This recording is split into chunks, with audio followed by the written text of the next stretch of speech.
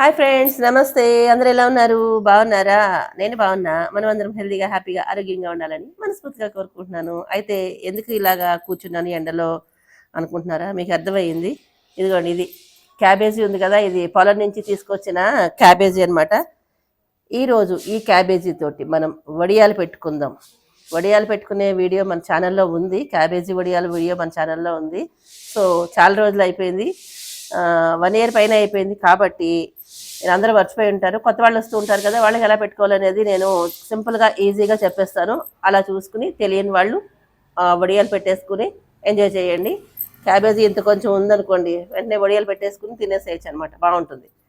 ఇప్పుడు ఈ క్యాబేజీని ఏం చేయాలి ఏంటి అనేది వివరంగా చూపిస్తాను. రండి దగ్గరికి. ఇదిగోండి, ఇదేమో క్యాబేజీ తెలుసు కదా. ఈ క్యాబేజీని శుభ్రంగా కడిగేసుకుని సన్నగా కట్ చేసేసుకోండి. అంటే మరీ అంత సన్నగా అవసరం లేదండి, ఇంత ముక్కల కింద కట్ చేసుకోండి. కట్ చేసుకున్న తర్వాత మీకు ఉప్పు వేసేసుకోండి. క్యాబేజీలో ఉప్పు వేసుకుని శుభ్రంగా ఇలా పిడిచేసి ఒక గుడ్డలో పెట్టేసి మూట కట్టేసేయండి. సేమ్ గుమ్మడికాయ ముక్కలు వడియాల్లాగే కట్టేసి రాత్రి అంతా అలా ఉంచేసేయండి. ఉంచిన తర్వాత పొడి పొడిగా అయిపోతాయి ముక్కలు.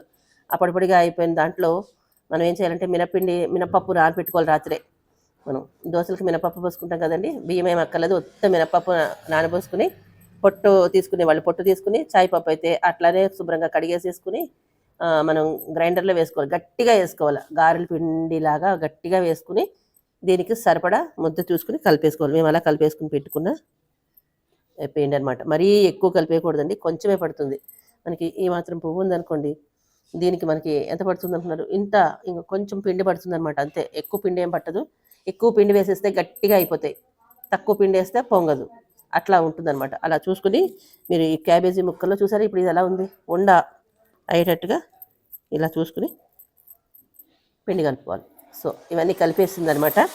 ఇదేమో ఏంటంటే ఉల్లిపాయలు లేకుండా చేసుకుంటాం. ఇది ఉల్లిపాయలు పెట్టుకోవడం కోసం ఇది సేమ్ ఇదే పిండిలో ఉల్లిపాయ ముక్కలు వేసుకుని కలుపుకోవాలి. ఉల్లిపాయల్లో కొంచెం ఉప్పు వేసుకుని కొంచెం ఇలా గట్టిగా అనేసి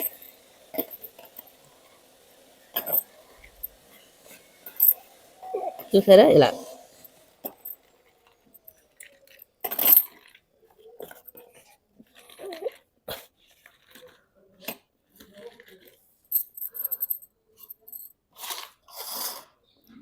ఇది పక్క తీసేద్దాం. ఇంకా క్యాబేజీ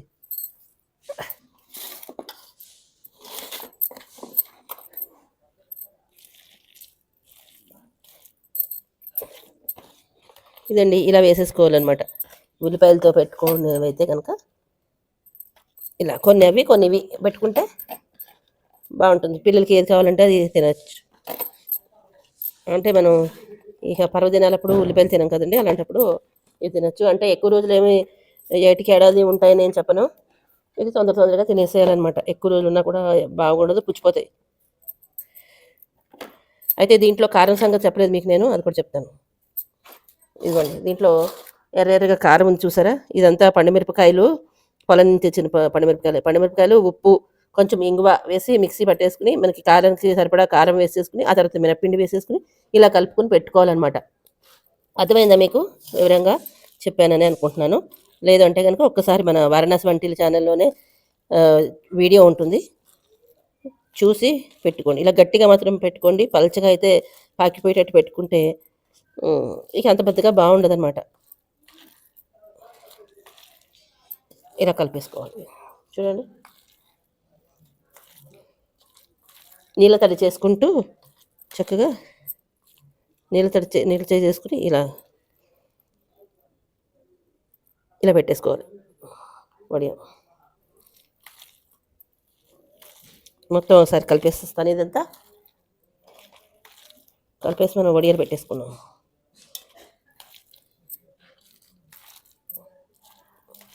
ఈ పడంగా అట్టు కూడా కాల్చేసుకోవచ్చండి, కాలాల్సిన పని ఏం లేదు. కొంచెం మినపిండి కలిపేసుకుని ఇందులో రుబ్బిన మినపిండి పెనం మీద ఎలాగ అట్టులాగా కాల్చేసుకుంటే కూడా సూపర్గా ఉంటుంది.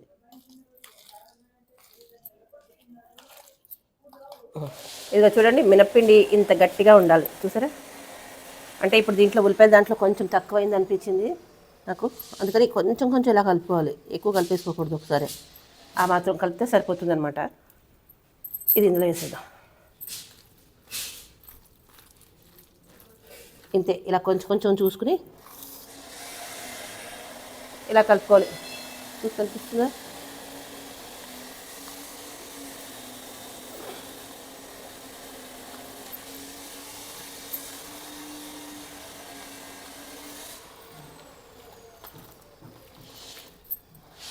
ఇప్పుడు సరిపోతుంది.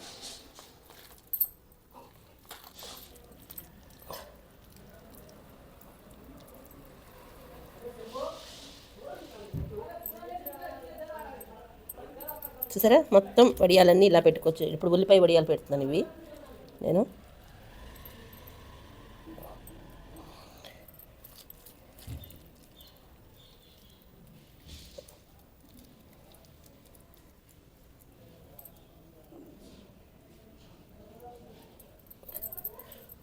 నీళ్ళు దగ్గర పెట్టుకోవాలి, కొంచెం నీళ్ళు చేసేసుకుని ఇట్లా అంటే రౌండ్గా వస్తుంది.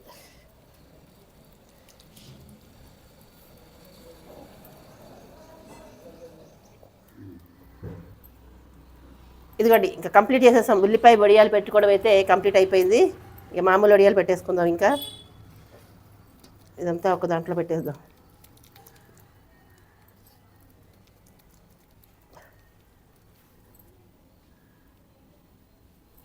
అది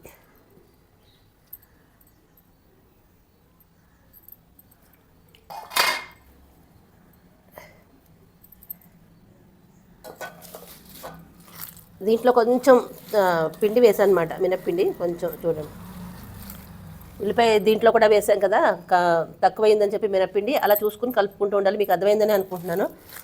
దీంట్లో కూడా కొద్దిగా అంటే కొంచెం వేసాను అనమాట. ఆ తెచ్చింది ఎక్కువైందని ఇందులో వేసా.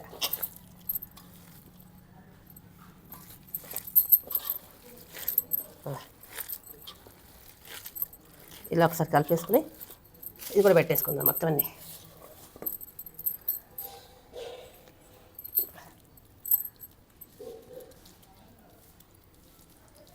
చూసారా, ఇలా ఉండ అవ్వాలన్నమాట. బాగా ఇట్లా అవి ఇలా పెట్టుకుంటే జస్ట్ ఇంతే. చూడండి, బాగా వేగుతుంది వడియం.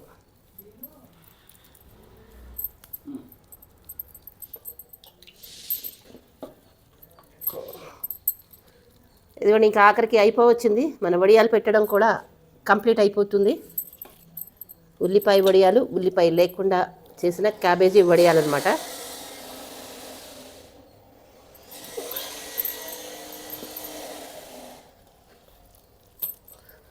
ఒక చిన్న వడియ వస్తుంది, మరీ పెద్దది పెట్టకుండా చిన్నది పెట్టేస్తే సరిపోతుంది.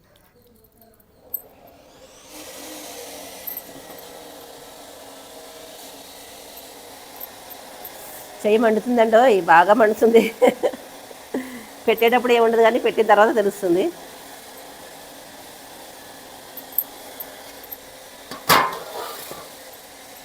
ఇదిగోండి, క్యాబేజీ వడియాలు కంప్లీట్ చేసాం మొత్తానికి.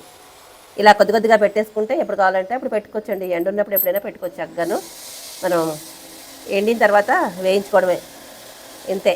ఈ వీడియో ఇక్కడితో ఎండ్ చేసేస్తున్నానే. నచ్చితే మరి లైక్, షేర్, సబ్స్క్రైబ్ చేసేయండి. ఇలా అట్టు కూడా కాల్చుకోవచ్చు అని చెప్పాను.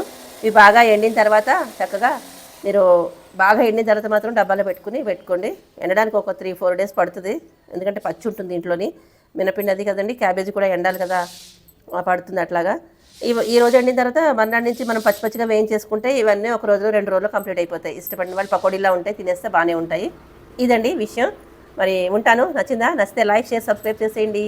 ఉంటాను. Tata, by by. మరొక మంచి వీడియోతో మళ్ళీ కలుస్తాను. సర్వేజన సుఖ్నో భవంతు, లోకా సమస్త సుఖ్నో భవంతు. Thank you for watching.